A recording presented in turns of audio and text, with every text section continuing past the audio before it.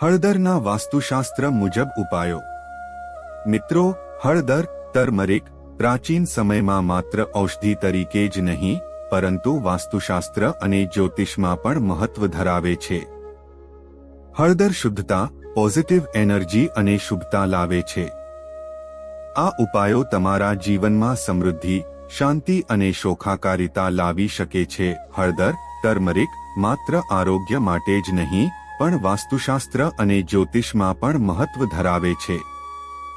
હળદરના વાસ્તુ ઉપાયો જીવનમાં શુભતા, સમૃદ્ધિ અને શાંતિ લાવે છે।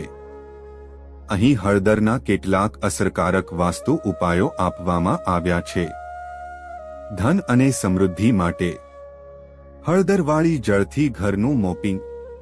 દર બુધવાર અને ગુરુવારે હળદર મિશ્રિત પાણીથી ઘરના મુખ્ય પ્રવેશદ્વાર અને ફર્શ પોહો। આથી ઘરમાં ધન પ્રવાહ વધે છે અને નકારાત્મક ઉર્જા દૂર થાય છે।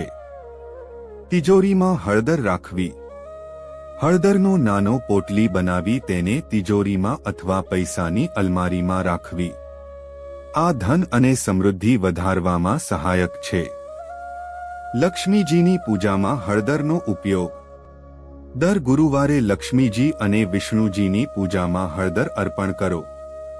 આથી ઘરમાં સુખ સમૃદ્ધિ વધે છે। શુભ ફળો અને દુષ્ટ પ્રભાવ દૂર કરવા માટે દરવાજા પર હળદરની રેખા। ઘરના મુખ્ય પ્રવેશદ્વાર પર હળદરથી રેખા દોરી શકો। આ ટોટકો દુષ્ટ શક્તિઓ અને વાસ્તુદોષ દૂર કરે છે। નજરદોષ માટે હળદરની ગાંઠ। બચ્ચાઓ અને મોટા લોકો પર જો નજર લાગે તો હળદરની ગાંઠ પર કાજુબદામ સાથે કાપડમાં બાંધી રાખો। પછી તેને અગ્નિમાં દહન કરો। હળદર અને કુમકુમ તિલક। રોજ સવારે હળદર અને કુમકુમ ભેળવી તિલક લગાવો। આ શુભ ફળદાયી અને મંગળકારી માનવામાં આવે છે। લગ્ન જીવન અને સંબંધોમાં સુખ શાંતિ માટે હળદરવાળું પાણી સ્નાન માટે। જો દાંપત્ય જીવનમાં તણાવ હોય તો ગુરુવારે હળદરવાળું પાણી સ્નાન માટે વાપરો। આ મંગળદોષ અને ઘર્ષણ દૂર કરવામાં મદદ કરે છે। વિવાહ માટે પ્રભાવશાળી ઉપાય। જે લોકોના લગ્નમાં વિલંબ થઈ રહ્યો હોય તેમણે દર ગુરુવારે વિષ્ણુજી અને માં લક્ષ્મીજીને હળદર અને ચણાનો લોટ અર્પણ કરવો। આથી લગ્નના યોગ સકારાત્મક બને છે। વિઘ્નો દૂર કરવા માટે ગણેશજીની પૂજામાં હળદર। દરેક બુધવારે હળદરથી ગણેશજીની પૂજા કરવી। આથી કાર્યોમાં સફળતા પ્રાપ્ત થાય છે અને વિઘ્નો દૂર થાય છે। યજ્ઞ અને હવનમાં હળદર। ઘરના શાંતિયજ્ઞ અને હવનમાં હળદરનો ઉપયોગ કરવાથી પોઝિટિવ એનર્જી વધે છે। ઘર અને દુકાન માટે હળદરના ખાસ વાસ્તુ ઉપાયો। દુકાનમાં હળદરવાળી રંગોળી। જો વેપારમાં મંદી હોય તો દર ગુરુવારે દુકાનના પ્રવેશદ્વાર પર હળદરથી રંગોળી બનાવવી। આથી વેપારમાં વૃદ્ધિ થાય છે। વ્યાપાર માટે તિજોરીના નીચે હળદરની ગાંઠ। દુકાન અથવા ઓફિસની તિજોરીના નીચે હળદરની ગાંઠ મૂકો। આથી ધંધામાં લાભ મળે છે। હળદર ધન, સમૃદ્ધિ અને સુખ સંપત્તિ માટે।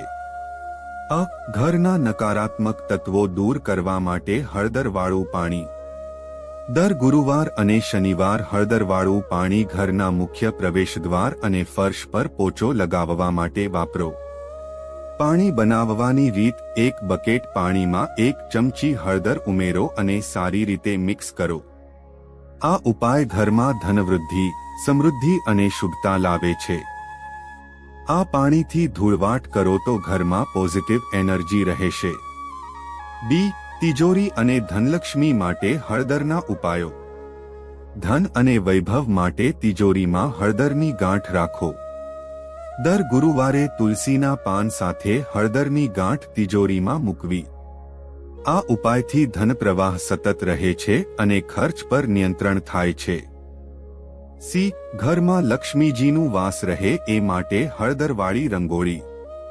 દર ગુરુવારે ઘરના મુખ્ય પ્રવેશદ્વાર પાસે હળદર અને ચોખાનો પીઠ્ઠો ભેગો કરી રંગોળી બનાવવી। આ ઉપાય ઘરમાં માતા લક્ષ્મીનો વાસ વધારે છે અને બધી નકારાત્મકતાને દૂર કરે છે. 2. બધી પ્રકારની અવરોધો અને વિઘ્નો દૂર કરવા માટે હળદરના ઉપાયો. વિઘ્નો દૂર કરવા હળદરની રેખા. દર મંગળવાર અને શનિવારે ઘરના મુખ્ય દરવાજા પર હળદરથી રેખા દોરવી. આ ઉપાય ઘરમાં નજરદોષ, દુષ્ટ શક્તિ અને વાસ્તુ દોષ દૂર કરવા માટે અસરકારક છે. કામમાં સફળતા મેળવવા માટે હળદરનો ટોટકો. જે લોકો અનેક પ્રયત્નો કર્યા પછી પણ સફળતા હાંસલ કરી શકતા નથી, તેમણે દર ગુરુવારે 5 બેસનના લાડુ બનાવવા અને તે ગરીબોને દાન આપવું. આથી કાર્યોમાં સફળતા મળે છે. જમીન જજમાન અને કોર્ટ કેસના વિવાદ દૂર કરવા. જો કોર્ટ કેસ લાંબા સમયથી ચાલી રહ્યા હોય તો ગુરુવારના દિવસે હળદર, ચણાની દાળ અને ગુળ એક પીળા કાપડમાં બાંધી ગુરુદેવ અથવા હનુમાનજીના મંદિરે ચઢાવો. આ ઉપાયથી વિવાદો શાંતિપૂર્વક સમાધાન થાય છે. 3. લગ્નજીવન અને સંબંધોમાં સુખ શાંતિ માટે હળદરના ઉપાયો. વૈવાહિક જીવનમાં શાંતિ માટે. દાંપત્ય જીવનમાં પ્રેમ અને સુખ શાંતિ જાળવી રાખવા માટે દર ગુરુવારે હળદરવાળું પાણી સ્નાન માટે વાપરો. હળદર પાણી બનાવવા માટે 1 બક સ્નાન કરો. તાજેતરમાં લગ્ન ન થતા હોય તો હળદરનો ઉપાય. જો લગ્નમાં વિલંબ થઈ રહ્યો હોય તો દર ગુરુવારે વિષ્ણુ અને લક્ષ્મીજીની પૂજા કરો અને હળદરનો તિલક કરો. લગ્ન સન્માન સાથે ઝડપથી થશે. સંબંધોમાં મીઠાશ વધારવા માટે. જો દંપતી વચ્ચે મતભેદો વધુ રહેતા હોય તો 2 ઘંટીઓ લાવી, એકમાં હળદરનો પાવડર અને બીજીમાં સુગંધિત ચંદન પાવડર ભરો. દર ગુરુવારે આ ઘંટીઓને લક્ષ્મીજીના મંદિરે ભેટ તરીકે આપો. 4. વ્યાપાર અને ધંધા માટે હળદરના ઉપાયો. ધંધા અને વ્યવસાય માટે હળદર અને ચોખાનો ટોટકો.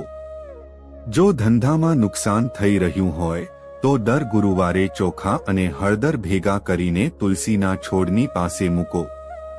આથી ધંધામાં વૃદ્ધિ થશે. ઓફિસ અને દુકાન માટે હળદરનો ઉપાય. જો દુકાન કે ઓફિસમાં ગ્રાહકો ઓછા આવતા હોય તો મુખ્ય દરવાજા પર હળદર પાણીનો છંટકાવ કરો. આથી નવો વ્યવસાય શરૂ કરવો હોય તો સફળતા મળે છે. 5. દુષ્ટ પ્રભાવ અને નજરદોષ દૂર કરવા માટે હળદરના ઉપાયો. નજરદોષ દૂર કરવા માટે હળદરની ગાંઠ. જો બાળક કે કોઈ વ્યક્તિ પર નજરદોષ લાગ્યું હોય તો હળદરની ગાંઠને 5 વખત ઘુમાવીને આગમાં નાખો. આથી ખરાબ ઉર્જા દૂર થાય છે.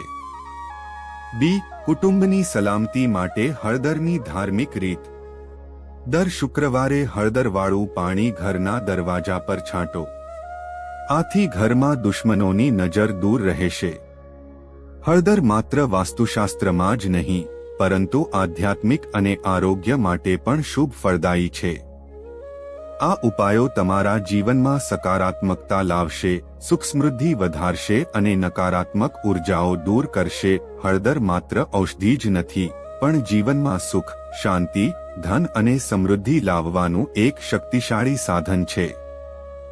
વાસ્તુશાસ્ત્ર અને જ્યોતિષ મુજબ હળદરના ઉપાયો જીવનમાં શુભતા અને ધાર્મિક ઉર્જા લાવે છે.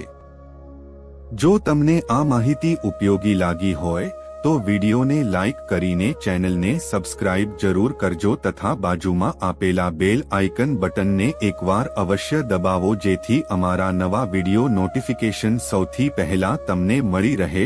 અને હા મિત્રો, બધાને નમ્ર વિનંતી છે કે કોમેન્ટ બોક્સમાં એકવાર સાચા મનથી જય માતાજી જરૂર લખજો જેથી માતાજીની કૃપા આપ સૌ પર બની રહે. તો મિત્રો, હવે મળીશું નવા વિડીયો સાથે. ત્યાં સુધી બધાને મારા હર હર મહાદેવ. જય શ્રી રાધે કૃષ્ણ. જય માં બુટ ભવાની. બધા લોકોએ વિડીયોને અંત સુધી જોયો તો બદલ બધાનો ખૂબ ખૂબ આભાર. બધાનો